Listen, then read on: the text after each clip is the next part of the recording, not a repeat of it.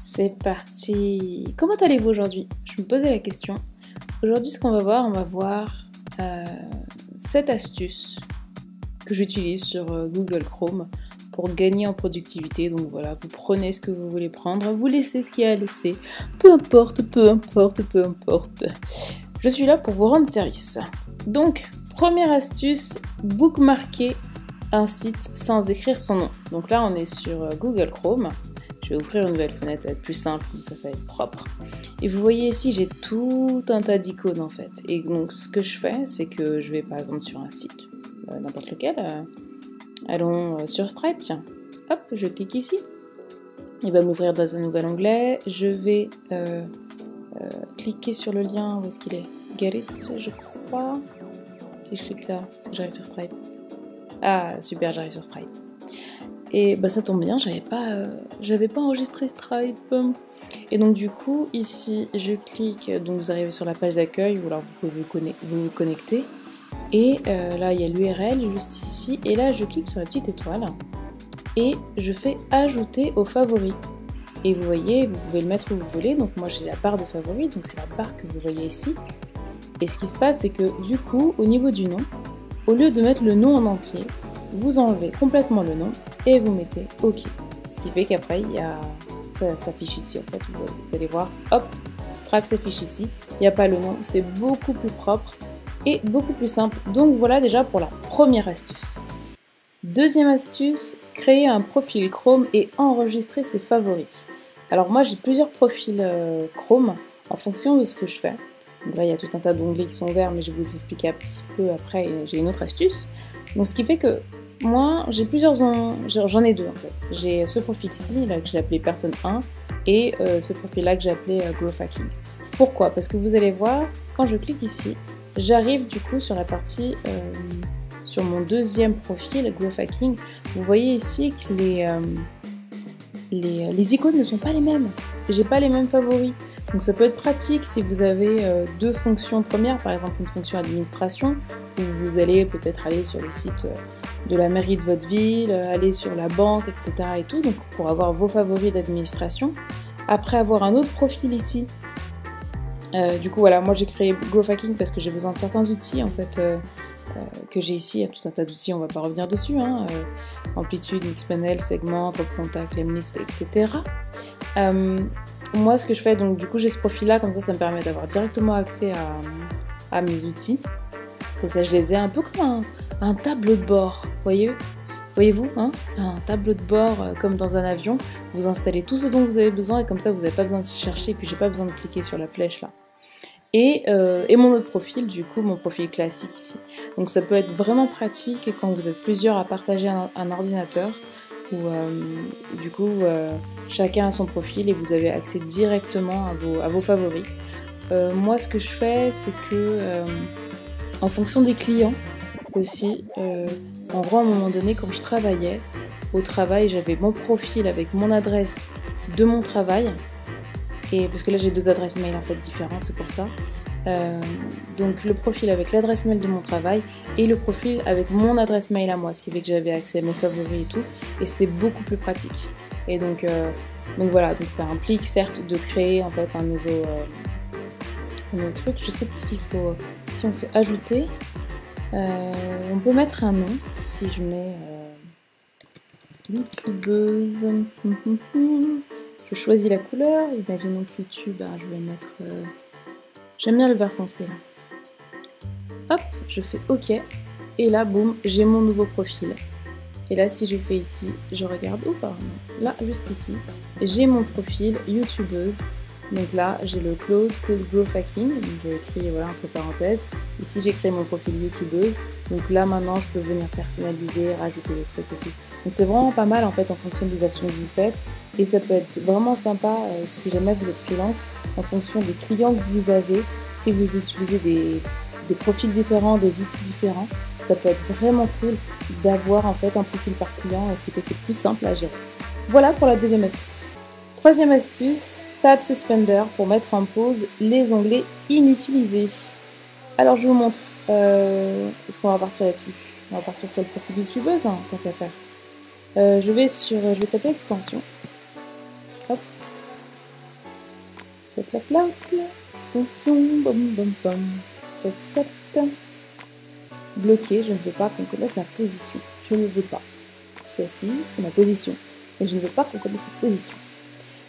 Ici, j'utilise un truc qui s'appelle Tab Suspender, qui est excellent.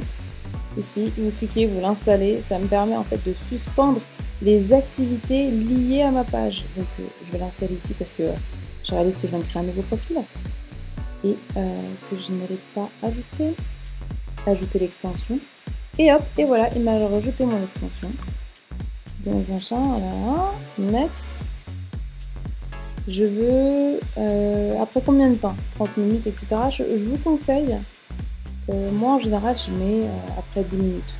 Si vous êtes plus sur un onglet au bout de 10 minutes, c'est clairement que vous voulez faire autre chose. Ou peut-être vous pouvez mettre 7 minutes, ça dépend de vous, ou 5 minutes. Donc si je mets ça, 6 minutes, au bout de 6 minutes. To look for more rarely used forgotten tabs. Close them automatically. Là, il peut dire, voilà, en général, vous avez des onglets que vous n'utilisez pas très souvent. Il va les fermer pour vous. Je vous conseille non. Voilà, si vous voulez les garder ouverts et au moins les avoir sous le coude. Voilà. Et donc, là, il est activé, normalement. Et si je clique ici, extension. Là, je peux pin l'extension pour pouvoir l'afficher, pour y avoir accès. Et normalement, ça va s'arrêter au bout de quelques minutes. Je vais vous montrer ici, par exemple... mon truc à l'onglet. Je sais, j'ai des milliards d'onglets qui sont ouverts. On dira rien, d'accord? Ici, je ne l'ai pas installé. Sur mon profil Growth Hacking, je ne l'ai pas installé. Du coup, c'est pour ça, si je clique ici, par exemple, il a suspendu. Du coup, c'est pour ça que vous voyez cette espèce de flèche là qui est là. Donc voilà, pour gagner en productivité, parce que parfois, à un moment donné, ça commence à devenir trop lourd. Et c'est difficile, mais vraiment difficile à gérer. Donc voilà pour l'autre astuce. Autre astuce toute simple, ouvrir un lien dans un nouvel onglet. Bon, c'est simple, mais on rappelle les basiques. Comme ça, on est sûr qu'on part tous sur les mêmes bases et c'est plus simple pour vous. Ici, par exemple, si je veux cliquer sur produit, mais je veux rester là, je peux cliquer ici. Je clique sur commande. Là, je suis sur Mac, commande. Et je clique et ça m'ouvre dans un nouvel onglet. Donc sur ordinateur, ça doit être... est-ce que c'est pas Shift? Ça doit être à côté de Alt. Peut-être... Je sais pas si c'est contrôle, mais regardez au niveau des flèches, le bouton, voilà, le bouton qui est juste à la gauche de la barre espace. Essayez ce bouton-là, vous laissez appuyer et vous cliquez et ça vous ouvre ça dans un nouvel onglet. Et ça, c'est vraiment pas mal parce que si vous voulez revenir après en arrière, là, je fais pomme W pour fermer cet onglet et je suis contente. Autre astuce aussi, tant qu'on y est, vous pouvez... Est-ce que j'en parle maintenant ou est-ce qu'on en parle juste après? Autre astuce, vous pouvez naviguer entre les onglets. Donc quand on tape CTRL Tab, je peux me balader dans les onglets. Donc ça va toujours dans la même direction. Et si je fais Shift Tab, ça revient en arrière. Bon, on va regarder clavier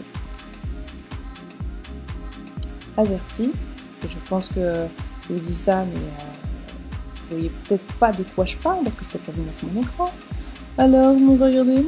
On va chercher une image d'écran pour que je puisse vous montrer exactement ce que j'étais en train de faire. Donc, ici, là, c'est la touche commande, c'est ici que j'appuie, je vais laisser appuyer ici, commande, et ensuite, je clique sur le lien, ça me permet d'ouvrir un nouveau lien. Ensuite, si là, je fais CTRL, et là, c'est Tab, elle est ici, la touche Tab. Donc, je laisse appuyer sur CTRL, j'appuie sur Tab, et j'appuie Tab, Tab, Tab, tout en laissant CTRL appuyer, ça me permet de naviguer entre mes onglets. Donc ça, c'est pas mal. Et là, c'est Shift. Ici, juste ici, avec la touche Shift. Attendez, je vais augmenter un peu. Voilà. La touche Shift, elle est ici ou ici.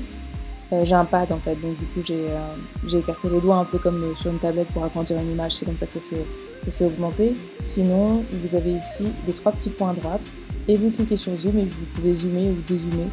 Si je fais ça, je peux dézoomer l'image ou je peux rezoomer à 100%. Donc voilà, encore pour une autre petite astuce imbriquée dans une autre astuce.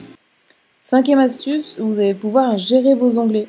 Alors, comment on gère ces onglets? Vous voyez ici, j'ai différents onglets. Vous vous posez sur un des onglets et vous cliquez droit sur votre souris. Et là, vous pouvez mettre un nouvel onglet à droite, ajouter l'onglet à la liste de lecture si vous avez une liste, vous voulez les aborder dans l'ordre et tout. actualiser l'onglet, le dupliquer. Si je clique sur dupliquer par exemple, il va me réouvrir exactement le même onglet.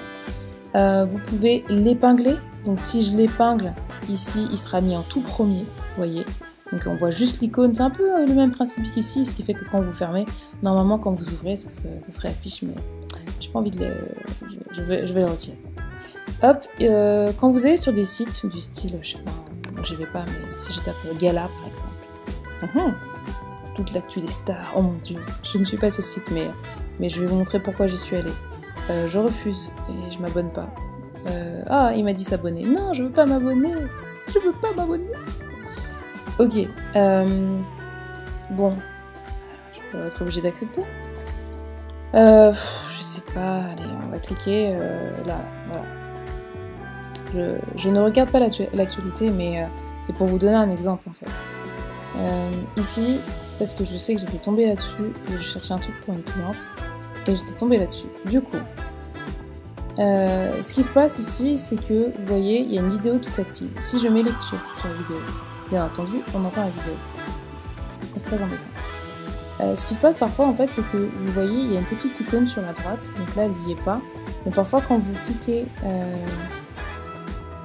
Hop, si je descends, il va me mettre la vidéo là en bas. Je coupe le son. Ici, je change de table. Est-ce que ça marche? Non, mais en gros, ce que je vais vous expliquer... Ah, c'était ici. Vous voyez ici, il y a une petite icône en fait qui montre qui est le son. Si je clique droit, je peux couper le son du site. Et là, j'ai coupé le son. Vous savez, parfois quand vous lancez un site et qu'il y a un son, il y a une vidéo qui se lance, on ne sait pas de nulle part. Arrêtez de lire. Je vous vois venir, arrêtez de lire. C'est pas important, c'est pas intéressant. Ne vous laissez pas avoir par les gossips. Du coup, ouais, parfois il y a ici, enfin, je vais dire oui, parce que mon fils me dit, mais maman, pourquoi tu dis ouais? Donc, oui. Parfois, ici, il y a un son qui s'affiche, qui se met, on ne sait plus du tout c'est quel onglet. Là, ça vous permet justement de couper le son ou réactiver le son. Vous pouvez bien entendu envoyer l'onglet à vos appareils. Si vous avez Chrome sur d'autres appareils, ça peut être vraiment pratique. Et puis, vous pouvez fermer l'onglet comme ça. Donc voilà pour la 5e astuce. 6e astuce, si vous avez comme moi une flopée, mais une flopée d'onglets ouverts, hein, on va pas vous en vouloir, hein, mais qu'à un moment donné ça commence à ramer, ça commence à être dur et tout, vous cliquez ici sur les 3 petits points à droite et vous allez dans plus d'outils. Et là vous allez dans le gestionnaire des tâches, donc c'est un peu comme dans Windows, vous avez le gestionnaire des tâches, ne prenez pas peur. Là il vous met l'espace mémoire utilisé, et parce qu'en fait vous avez une mémoire dans votre ordinateur et la mémoire que vous avez, elle vous permet d'afficher un certain nombre d'applications en même temps. C'est la mémoire vive en fait, c'est un peu comme si je vous demandais de faire un calcul mental et à un moment donné, si je vous dis 5 plus 10, 15 plus 20, 12 divisé par 3, etc. et je continue, vous allez suivre, mais à un moment donné vous allez commencer à ramer et c'est pour ça, d'où la rame. C'est Rapid Access Memory, un truc comme ça. Donc je vous épargne les cours d'électronique. Mais en gros, voilà, c'est votre mémoire vive et votre ordinateur a besoin d'utiliser cette mémoire vive pour faire quelques calculs, pour pouvoir traiter ce que vous êtes en train de gérer en fait. Et parfois ce qui se passe en fait, c'est que donc, le GPU, le processeur, il a, oui je sais, j'ai une voix un peu légèrement feutrée parce qu'il est un petit peu tard et je veux quand même faire cette vidéo avant d'aller me coucher, c'est très important. Ouais, et donc du coup ce qui se passe en fait c'est que le GPU, sa mémoire est énormément utilisée et du coup parfois il se retrouve en PLS, il en peut plus. Moi j'ai la chance d'avoir, j'ai mis à jour la RAM, enfin avec cet ordinateur à propos de ce Mac, je vais vous dire... À propos de ce Mac, j'ai 16 Go de RAM. Donc vous voyez ici, 16 Go, et le GPU utilise 1,8 Go de RAM avec tout ce que j'ai ouvert. Donc ça va, on tient la route. Par contre, si je laisse tous mes onglets ouverts, que j'ouvre Final Cut Pro pour faire mon montage, que j'ouvre Adobe avec, je sais pas, Photoshop, etc. À un moment donné, il va me faire cocotte là, c'est un peu lourd, hein ton 10 plus 18, ton 12 x 4, ça commence à devenir un peu lourd pour moi, donc je commence à galérer, ça va commencer à souffler, parce qu'il en peut plus en fait, tu vois. Et donc parfois en fait, dans Chrome, si vous avez trop d'onglets ouverts, vous cliquez là, gestionnaire des tâches. Et si vous regardez un petit peu tout ce qu'il prend, donc là mon navigateur Chrome il est au bout de sa vie, hein. Là il est à 1 giga parce que j'ai plein d'onglets ouverts, donc heureusement il a mis certains onglets en pause, et le fait de les avoir mis en pause, ça me permet de gagner un peu en puissance, mais bon, voilà quoi. Et donc du coup, ce que je peux faire, c'est choisir un onglet ici, hop, paiement, Stripe Payment Links, vous savez, c'est celui qu'on a ouvert juste ici, et je peux arrêter le processus. Et voilà, le process est arrêté, juste ici. Aïe aïe aïe, une erreur s'est produite lors de l'affichage de la page web. 7e astuce, est-ce que c'est la 7e? Je ne sais pas, ou la 8e peut-être, peu importe. Je vous donne tellement que je sais même plus où j'en suis. Alors autre astuce, là c'est tout bête, une recherche simple, donc ça va être, vous allez faire CTRL F, ou pomme F, ou commande F, ça dépend quel clavier vous avez, et là vous allez pouvoir faire une recherche dans la page, par exemple sur un mot en particulier. Si je tape ici, je sais pas, inscription.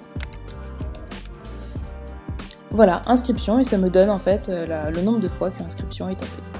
Donc à quoi ça peut servir? Si jamais vous êtes sur un site et que vous cherchez une information précise, et qu'il y a trop d'infos, et vous tapez, vous faites le pomme F là, ou alors vous faites, je pense que ça peut marcher comme ça, modifier, rechercher.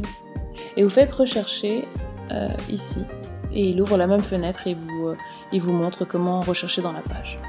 Par exemple, qu'est-ce que ça peut être? Qu'est-ce que je peux chercher? Bref, peu importe. Je pense que vous avez compris. Comme ça vous permet d'aller beaucoup plus vite si vous voulez savoir si telle ou telle chose. Par exemple, voilà, demander une démo. Si j'arrive ici, je veux direct savoir s'ils proposent des démos. Je vois qu'ils l'écrivent 4 fois sur 6. Et là, ça peut être intéressant. Là, vous pouvez aller encore plus loin. C'est par exemple, imaginons que vous trouvez un article qui vous intéresse et puis vous dites, tiens, en termes de SEO, par exemple, choisir le bon matelas.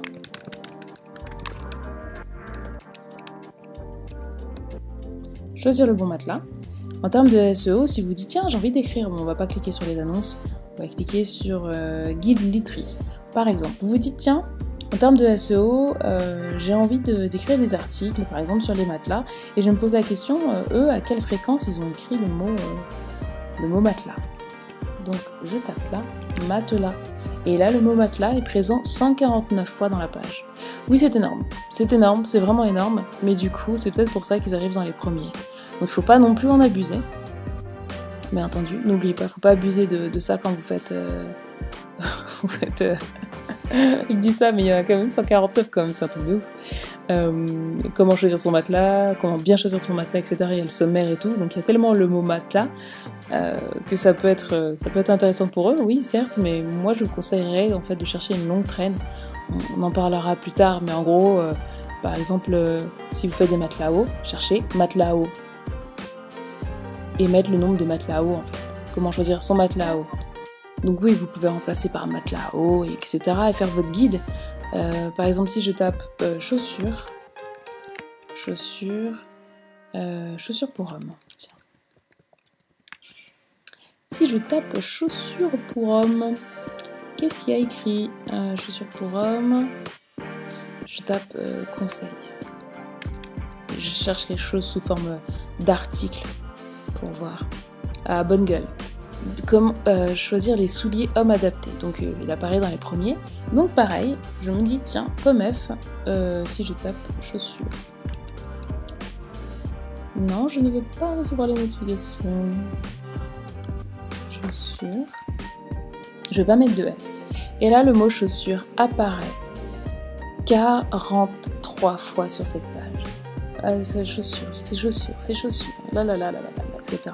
Donc ça vous donne une idée en fait où vous pouvez comparer différents articles. Moi ce que j'aurais fait c'est ça, j'aurais sur la première page en fait, ici, ce que j'aurais fait, en fait je sais qu'on va plus loin que prévu mais vous savez comme je suis, j'aime bien aller un peu plus loin. Ce que j'aurais fait en fait c'est que j'aurais cliqué en fait sur chacun des onglets, donc avec l'astuce de tout à l'heure, donc la touche à côté du truc, hop comme ça. J'aurais ouvert à côté de la barre espace, j'aurais ouvert plusieurs onglets, ou alors vous cliquez ici, clic droit et vous cliquez ouvrir le lien dans un nouvel onglet.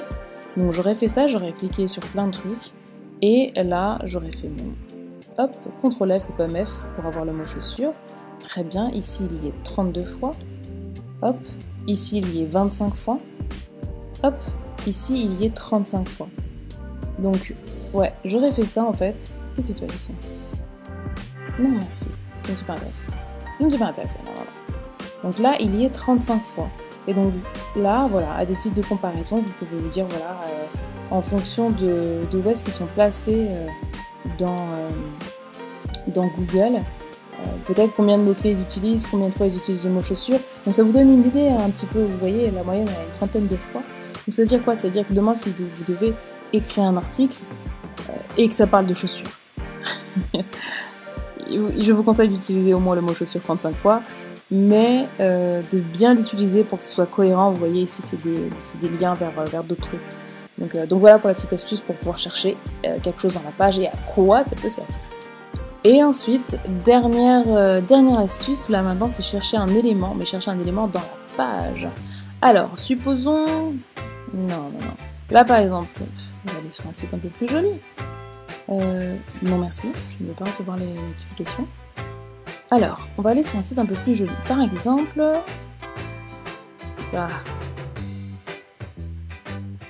Je vais taper blog au féminin. En général, les femmes adorent les couleurs. Adorent qu'il y ait plein de couleurs dans tous les sens. Ah, très bien. Je n'accepte rien. Il faut s'abonner pour ce site-là. Bon, je change d'avis et j'accepte les cookies. J'ai pas le choix. Bloquer. Alors, ici, par exemple, imaginons, vous voulez... genre, par exemple, vous êtes là. Oh là là, j'adore la couleur de ce truc-là, de ce texte. Vous double-cliquez ici, vous sélectionnez et on clique droit et on fait inspecter. Donc là, ça va vous ouvrir la fenêtre de développement. Ça a l'air un peu barbare, mais c'est très facile à comprendre quand on vous l'explique. Mais globalement, ce qui m'intéresse, c'est... Il est où? Topics, ici. C'est cette div là, voilà, c'est cette div qui est ici, vous voyez cette div, donc c'est du HTML, on va pas s'embêter avec le truc, mais en gros vous surlignez ici et vous voyez où ça vous marque. Donc là, ça me met cette div là, donc elle est bien affichée ici, donc c'est bien celle-ci.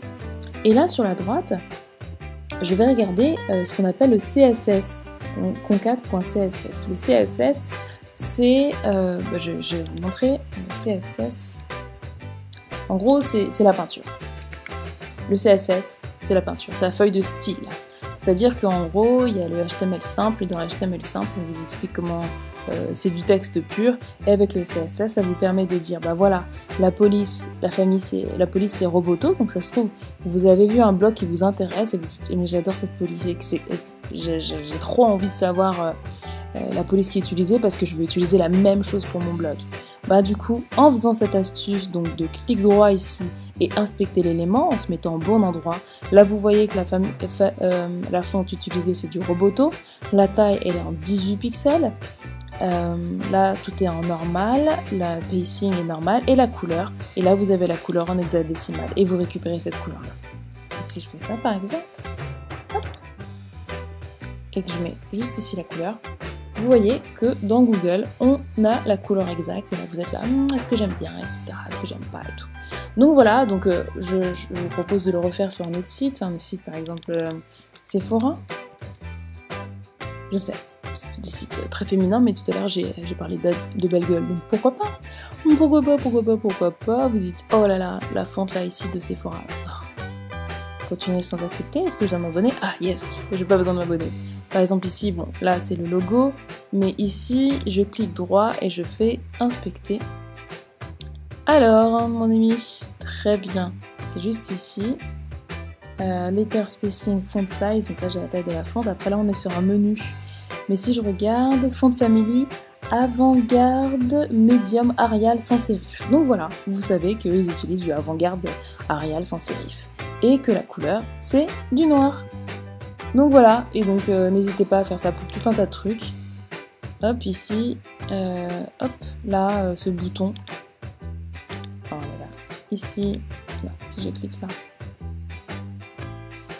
Non, non, là, si je clique là, Et si je fais inspecter, inspecter ici. Inspecter, là j'ai le bouton. Et là je peux regarder encore la fonte, etc. Bref, vous savez tout. Vous avez mes meilleures astuces pour gagner en productivité et puis aller au-delà un petit peu. On a un petit peu dépassé, mais je sais que vous adorez mes petits tutos, mes digitales. Et je vous laisse. Je vais aller me reposer avant que ma voix me parte complètement. Allez, à bientôt, ciao. It's the end of the weekend, but I still wanna turn up.